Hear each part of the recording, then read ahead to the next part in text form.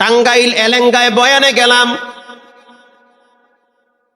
যেই বাসায় খাবারের ব্যবস্থা করেছে, বাড়ি এত সুন্দর, চোখ ধাঁধানো বাড়ি, দেখলেই কলিজা ঠান্ডা হয়ে যায়। এবার বাড়ির মালিকের সাথে অনেক সময় গল্প হইল। বাড়ির মালিক বলতে আছে, হুজুর আমি কাঁচা তরকারি বিক্রি করতাম, কাঁচা তরকারি বিক্রি করে করে আমার পেট চালাইতাম, কাঁচা তরকারি বিক্রি করে এত দামি বাড়ি কেমনে বানাইছেন? এক কথায় তার উত্তর হলো, তিনি বলল যে আমার রব আমাকে এই নিয়ামত দান করেছে, অল্পের ভিতরে বরকত বাড়ায়া দিছে। আমি বললাম কেমনে এই বরকত আসলো, কোন রাস্তা দিয়া? তিনি জবাব দিতেছে, প্রতিদিন সকালবেলা আমি সবজি কেনার জন্য গ্রামে যাই। কষ্ট হয় আপনাদের? সবজি, কাঁচা তরকারি, কদু, ঝিঙ্গা, তুরই, বটবডি, পেঁপে এগুলা কেনার জন্য আমি ভ্যান নিয়ে গ্রামে যাই। আমি রাত্র প্রায় 4টার সময় ঘুম থেকে উঠি। ঘুম থেকে উঠার পরে উজু বানাইয়া অল্প কিছু টাকা নিয়ে আমার ভ্যানটা নিয়ে আমি রাস্তা দিয়া চালাইতে চালাইতে চলে যাই সেই ক্ষেতের দিকে, গ্রাম্য বাজারে। আজান হয়ে গেলে ভ্যান রাইখা আমি নামাজের জন্য মসজিদে ঢুকে পড়ি। নামাজ শেষ হওয়ার পরে আবার আমার ভ্যান নিয়ে আমি আমার গন্তব্যে রওনা হই। ঘটনাক্রমে একদিন সবেহ সাদেকের আগে এখনো পর্যন্ত সূর্য ওঠে নাই।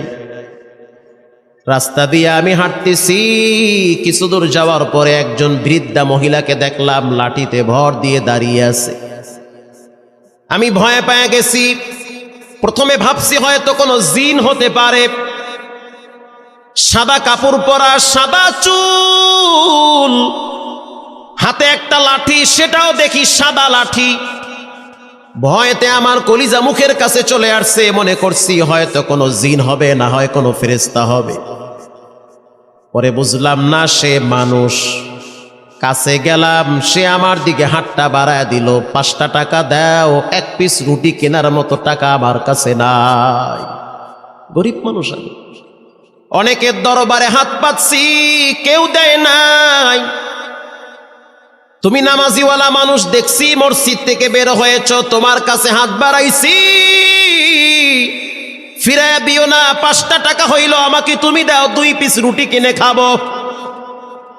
হুজুর বিশ্বাস করেন, তখন আমার পকেটে মাত্র 5টা টাকাই ছিল, আর কোনো টাকা ছিল না। আমি সিদ্ধান্ত নিলাম, ফজরের নামাজ পড়ছি, মনটাও ভালো লাগতেছে। একজন গরিব মহিলা মানুষ 5টা টাকার জন্য হাত বাড়াইছে, যাক আজকের সকালের নাস্তা আমি করব না, 5টা টাকা আমি তাকে দান করে দিলাম। যখন 5 টাকা তার হাতে দিলাম, সে আমাকে বলল, বল তোর কি লাগবে? এবার আমি বলতে আছি, তুমি তো দেওয়ার মালিক না, তুমি তো বড় ফকির। মহিলা বলতে আছে, আমি আর তুমি দুইজনই ফকির, কিন্তু তোমার আমার রব মোটেও ফকির না।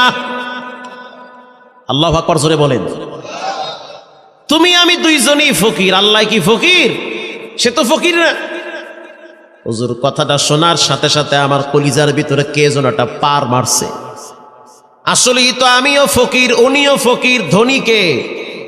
আল্লাহ তাআলা। কাদেরে কুদরত দারি বরকামাল, আনতা রব্বি আনতা হাসবি জুল জালাল। যেটা কেউ পারে না, সেটা পারেন কে? আল্লাহ পাক। হুজুরের পরে দেখলাম মহিলাটা 2টা হাত উপরের দিকে তুলে দিছে।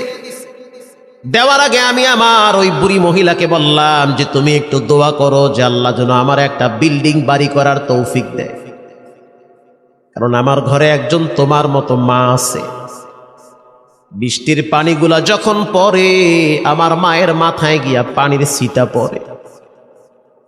তুমি মুসাফির মানুষ, আমার জন্য একটু দোয়া করো যেন রব্বুল আলামিন আমাকে একটা ঘর করার তৌফিক দেয়।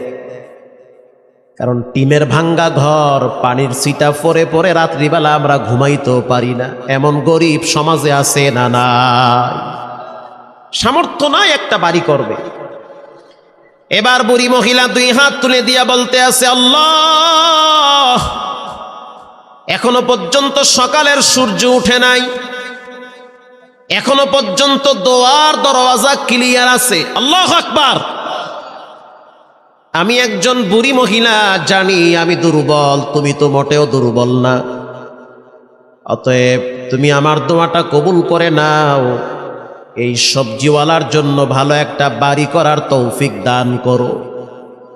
হুজুর বিশ্বাস করেন, এরপর থেকে প্রতিদিন আমার ইনকামের ভিতরে কেমনে জানি আল্লাহ পাক ডাবল বরকত বাড়ায় দেয়। আমি আস্তে আস্তে কিছুদিন পরে দেখলাম ব্যবসায় খালি উন্নতি হচ্ছে। 4-5 দিন পরে আমি ভ্যান বাদ দিয়া টমটম নিলাম, মাল বোঝাই করে ঢাকায় পাঠাই। যখন দেখলাম টমটমেও সাপ্লাই দিয়া কুলাইতে পারি না, তারপরে আমি পিকআপ নিলাম। পিকআপে মাল লোড করে যখন কুলাইতে পারি না, তারপরে আমি ট্রাক লোড করলাম। কন্টিনিউ এখন প্রতিদিন 8-10 ট্রাক আমার সবজি কারণ বাজারে চলে যায়। আর আল্লাহ পাক এত বরকত দিয়েছে, প্রায় 2 কোটি টাকা খরচ করে আমি এই সুন্দর বাড়ি বানিয়েছি। আরো জোরে সুবহানাল্লাহ। দেওয়ার মালিক কে?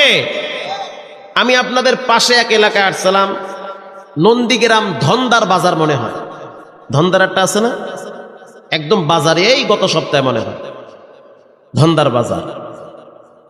সেখানে একজন ব্যবসায়ী আছে, তিনি শ্যামবাজারে আলু পাঠায়। আলু আলু আছে না আপনাদের দেশে? আলু আলু দেখতে মনে হয় যে খয়রাতি, ওরে আল্লাহ, দেখি হে কয়েক কোটি টাকার মালিক। দেখলে মনে হয় না, মনে হইতেছে ওই খেদ্দে উঠতেছে। পরে দেখলাম কন্টিনিউ তার কয়েক ট্রাক আলু ঢাকায় ঢুকে দৈনিক এই সিজনে। আল্লাহু আকবার।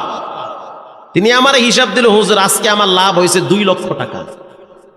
2 লাখ পুরা মাহফিলের খরচ আমি একাই দিই। আল্লাহু আকবার। একদিনের লাভ। তিনি আমার টেলিফোন করছে, হুজুর কদ্দুর আইছেন? গত জুমার দিন। আমি বললাম যমুনা পার হইছি। আমি তো মির্জাপুর একটা জায়গা আছে না, মির্জাপুর বাজারে আছি আমি তো বেটাইমে মির্জাপুর কে মাহফিলের কার্যক্রম চলতে আছে, আমার ব্যবসা তো বন্ধ নাই, সেটাও চলতে আছে। তার মানে কি? মানে হয়েছে আজকে আমি কয়েক ট্রাক আলু ঢাকায় পাঠাইছি।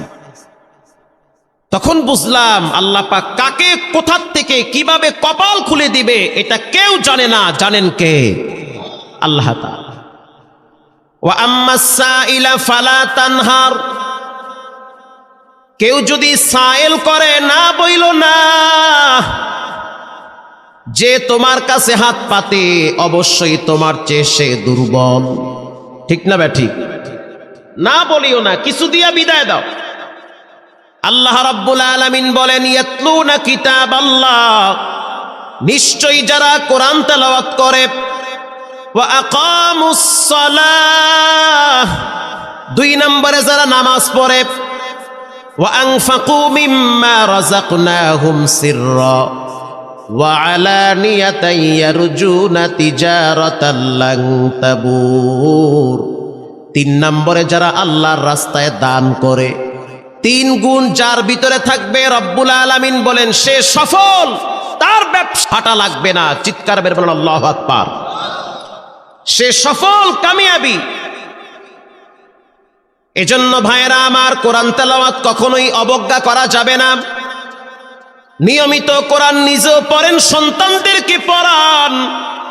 বর্তমান শিক্ষানীতি ভয়াবহ শিক্ষানীতি। মনে করিয়েন না যে ফকিরের ছেলে মেয়ে মাদ্রাসায় পড়ে। না না, আমি যদি আপনাকে লিস্ট দেই আপনি তো আশ্চর্য হয়ে যাবেন।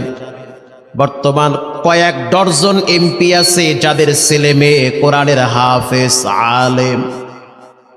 আমি কয়েকজনের নাম বইলা দেই।